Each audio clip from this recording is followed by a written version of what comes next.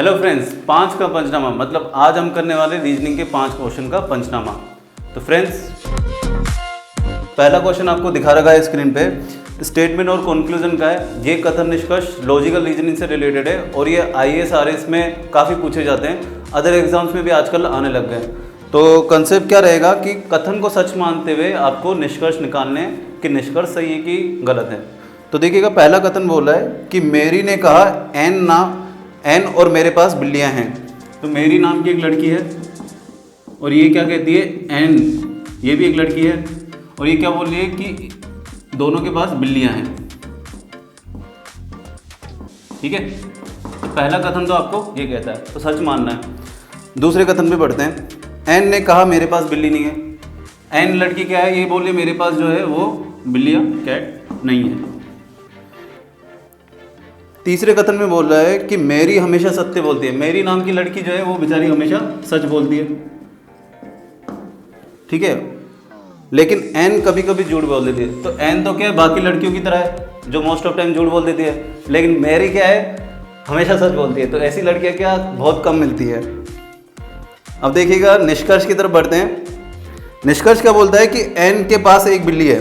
देखिए, एन तो बोल रही है कि मेरे पास कोई बिल्ली नहीं है, लेकिन तीसरे कथन में आपको बोल रखा है कि एन कभी कभार झूठ बोल देती है। और मेरी क्या कह रही है कि मेरी बोल रही है कि दोनों के पास बिल्ली है और मेरी हमेशा सच बोलती है। ठीक है ना। तो पहला कथन क्या होगा, एन के पास एक बिल्ली है, ये सही माना जाएगा। ठीक है, क्योंकि एन के पास बिल्ली होगी और ये कहा किसने था, मेरी ने कहा था। मेरी के पास एक बिल्ली है, ठीक है, मेरी ने तो कहा ही है कि मेरे पास बिल्ली है, इसने तो मना किया ही नहीं है, तो सेकंड भी सत्य है। थर्ड क्या बोल रहा है कि एन झूठ बोल रही है। एन क्या बोल रही है, झूठ बोल रही है कि मेरे पास बिल्ली नहीं है, तो ये सही बात है। एन झूठ भी बोल सकती है, कथन में दे रखा है कभी कभार झूठ बोलती है। तो आंसर आपका क्या हो जाएगा, सी, फर्स्ट, सेकंड और third. Question number 2 friends, question number 2 जो दे रखा है आपको, पजल का दे रखा है। इसमें बोला है 4 मित्र A, B, C और D है। तो देखिएगा, जैसे जैसे इन्फॉर्मेशन दे रहा है वैसे वैसे आप नोट डाउन करते जाइए, जिससे क्या है कि सॉल्यूशन आपका आसानी से बन जाएगा। तो पहले क्या बोल रहा है कि भाई 4 मित्र है A, B, C, D। ठीक है, ये वैसे लिखने की ज़रूरत नहीं है, लिखा हुआ ही है वैसे। ठीक है, आगे क्या बोल रहा है, A, B आमने सामने बैठ रहे हैं। अब ये A और B आमने सामने बैठ रहे हैं, कॉफ़ी शॉप पे गए भाई एक कॉफ़ी पीने के लिए, चारों दोस्त अच्छे दोस्त हैं, और D A के बगल में नहीं बैठा। तो D जो है वो A के बगल में नहीं बैठा। आगे क्या बोल रहा है कि लेकिन वह ऐसे बैठा है कि उसके A के भावों को स्पष्टली देख पा रहा है, मतलब कि क्लियरली देख पा रहा है। तो D जो है बिल्कुल इसके फेस टू फेस बैठेगा। भाई जो भी इसके एक्सप्रेशन होंगे, A के फेस एक्सप्रेशन, वो यहाँ से ये आसानी से देख सकता है। और B क्या है, आमने सामने बैठे हैं, तो बच गया कौन, C। तो ये इनका सीटिंग अरेंजमेंट हो गया है। फिर भी आगे की तरफ आप देख लीजिए अगर क्वेश्चन पूरा करना जाए। आगे ये बोला है B C से बात कर रहा है, तो B C से बात कर रहा है जो उसके सामने बैठा है, ठीक सामने बैठा है। तो सारी कंडीशनें पूरी हो गई, ये इनका सीटिंग अरेंजमेंट बैठ चुका है। क्वेश्चन में क्या पूछ रहा है अब आगे, साथ साथ कौन बैठे हैं, मतलब कि एक साथ में कौन बैठा है। तो देखिएगा, एक साथ में या तो D और B बैठे हुए हैं या तो A और C बैठे हुए हैं। तो ऑप्शन में कहाँ दे रखा है आपको, A आंसर दे रखा है, A और C। Question number 3, question number 3 आपको दे रखा है काउंटिंग फिगर का, और आपसे पूछ रहा है कि दिए गए चित्र में कितने त्रिभुज हैं, कितने ट्रायंगल्स हैं। ठीक है, तो देखिएगा, अगर आपने हमारे काउंटिंग फिगर के वीडियोस देखे हैं तो आप आसानी से इसका आंसर निकाल सकते हैं, और अगर नहीं देखें तो आज ही उसको देखिए, ऋषि सर ने खुद ने बनाए वो वीडियोस।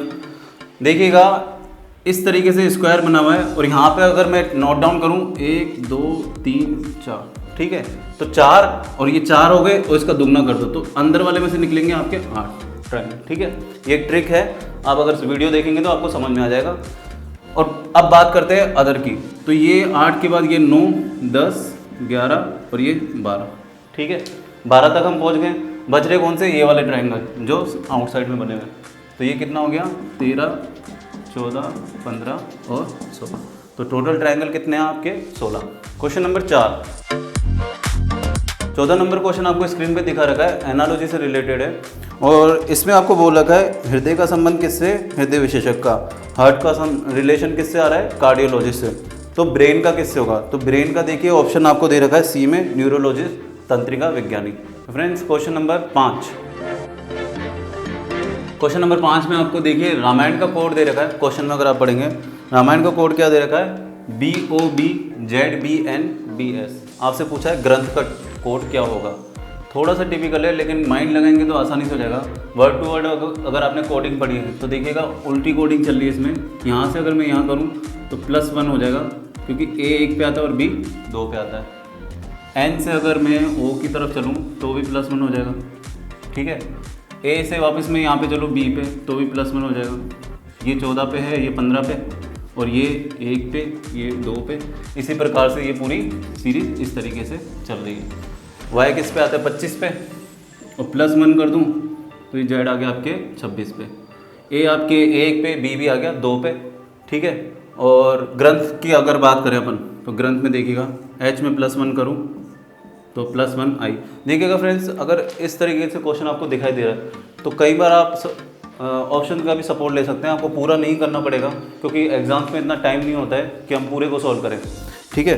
तो देखिएगा I किस किस में आ रहा है, A, C और D में आ रहा है तो B तो गलत हो ही गया। ऑप्शन देखिएगा उधर दिख रहा होगा आपको, ठीक है। अब मैं बात करता हूँ T की, तो T में मैं +1 करूँ तो T आता है 20 पे और ये 21 पे क्या आएगा U।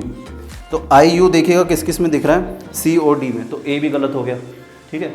अब N देखते हैं, N आ गया 14 पे और इसके बाद +1 करें O आ गया, ठीक है। O, C और D दोनों में दिख रहा है।